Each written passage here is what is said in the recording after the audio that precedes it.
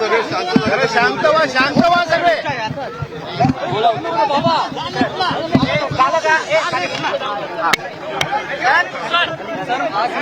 उद्धवजी हा प्रकार घडलेला आहे.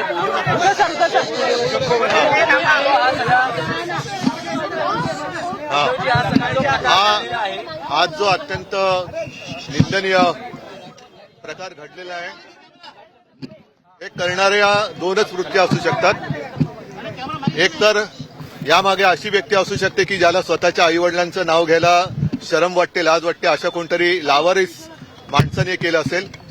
आणि नाही तर बिहारमध्ये ज्याप्रमाणे मोदीजींच्या मातोश्रींचा अपमान झाला म्हणून बिहार बंद करण्याचा जो एक असफल प्रयत्न केला गेला, असाच कोणाचा तरी महाराष्ट्र पेटवण्याचा सुद्धा हा उद्योग असू शकेल. तूर्त पोलीस या सगळ्या गोष्टीचा शोध घेत आहेत. आम्ही सगळ्यांना शांत राहायला सांगितलेलं आहे. बघूया पुढे काय होतं.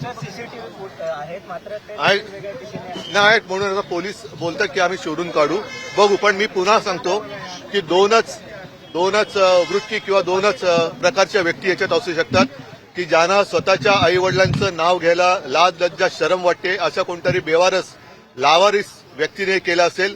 किंवा बिहारमध्ये ज्याप्रमाणे मोदीजींच्या मातोश्रींचा अपमान केला ते निमित्त करून बिहार बंद करण्याचा जसा असफल प्रयत्न झाला, तसा कदाचित महाराष्ट्र पेटवण्याचा प्रयत्न कोणाचा तरी असू शकतो.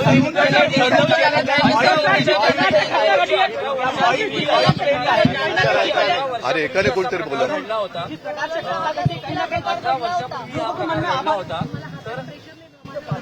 पुन्हा म्हणून मी भावना त्यावेळेला तीव्र होत्या, आजही तीव्र आहेत.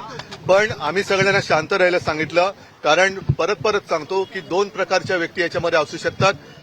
मी पुन्हा एकदा सांगतो की ज्याला आपल्या आईवडिलांचं नाव घ्यायला लाज वाटते की अरे शी काय म्हणजे शरम वाटते, अशा कोणतरी एका बेवारस माणसाने केलं असेल.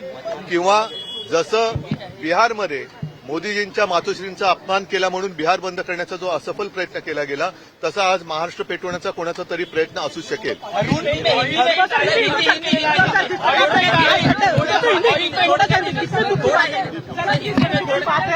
जरा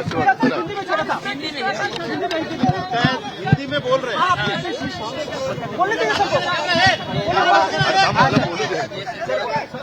ठीक है.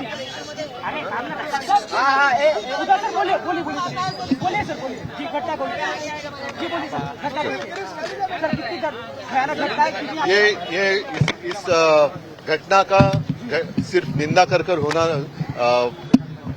नहीं होगा. इसके पीछे कौन है ये तो ढूंढना ही होगा. और मुझे ऐसा लगता है कि दो ही किस्म की व्यक्ति इसके पीछे हो सकती है.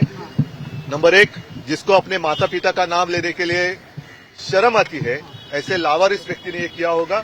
और नहीं तो जिस तरीके से बिहार में मोदी जी की मातोश्री जी का जो अपमान किया गया, उसे लेकर बिहार बंद करने का जो असफल प्रयत्न किया गया, उसी तरीके से शायद आज महाराष्ट्र में कुछ दंगा फसाद करने की किसी की साजिश या कोशिश होगी.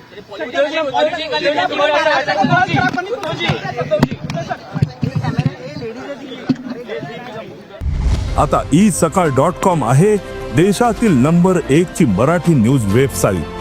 प्रत्येक अपडेटसाठी isakal.com ला नक्की भेट द्या.